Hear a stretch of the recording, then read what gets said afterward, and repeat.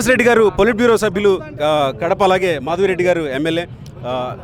ఈరోజు సూర్యుడు కనిపిస్తున్నాడు. కొంత మీ ఏర్పాట్లు నిన్నంతా ఆలోచనలో పడి ఉంటారు. ఎట్లా అనిపిస్తుంది ఈరోజు సూర్యుడు జరుగుతుంది? ఇంకా వర్షం రాదు, అంతేనా? ఇంకా వర్షం రాదు.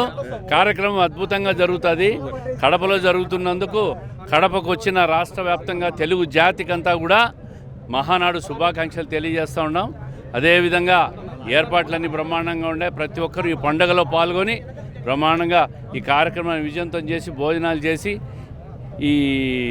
ఈరోజు ముఖ్యమంత్రి గారు నారా లోకేష్ గారు ఇచ్చే సందేశాన్ని ప్రతి ఒక్కరూ కూడా వినాల్సిందిగా కోరుతున్నా. అలాగే మాధవిరెడ్డి గారు ఉన్నారు. అమ్మ, మీకు ఎట్లా అనిపిస్తుంది? ఈ కడపలో మొదటిసారి జరుగుతున్న ఈ మహానాడులోనే లోకేష్ గారికి ప్రత్యేకమైన బాధ్యతలు ఇవ్వబోతున్నారని ఒక చర్చ జరుగుతుంది. ఈ వేదికగా జరగడం, ఆ ఘట్టం ఈ వేదికగా జరగడం ఎట్లా అనిపిస్తుంది? తెలుగుదేశం పార్టీకి ఆ అవసరం ఎంతగానో ఉంది.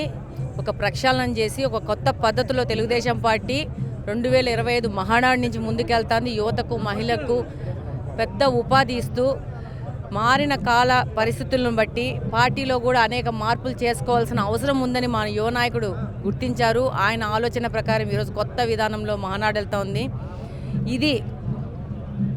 దీన్ని బేస్ తీసుకొని రాబో మహానాడులు ఉంటాయి. డెఫినెట్గా కడపలో మహానాడుని ఈసారి నిర్వహించడము, అది కడప జిల్లాలో ప్రతి ఒక్కరికి ఇచ్చిన గౌరవంగా భావిస్తున్నాను. తర్వాత మీరు జిల్లా పేరుని 2 సార్లు మారుస్తూ రావాల్సి వచ్చింది. ఎందుకు మళ్ళీ వైఎస్ఆర్ కడపగా మార్చాల్సి వచ్చింది? నన్ను అడిగితే 3వ కూడా మార్చాలంటాను. ఉత్త కడప మాది. కానీ ఇప్పుడు ప్రభుత్వం అంటే వెంకటేశ్వర స్వామి కడప, తొలి గడప కడప, దేవుని పేరు పెట్టుకుంటే బాగుంటుంది, ఉత్త కడప పెట్టుకుంటే బాగుంటుంది. కానీ మేము చంద్రబాబు నాయుడు గారు చాలా డిసిప్లిన్కు, క్రమశిక్షణకు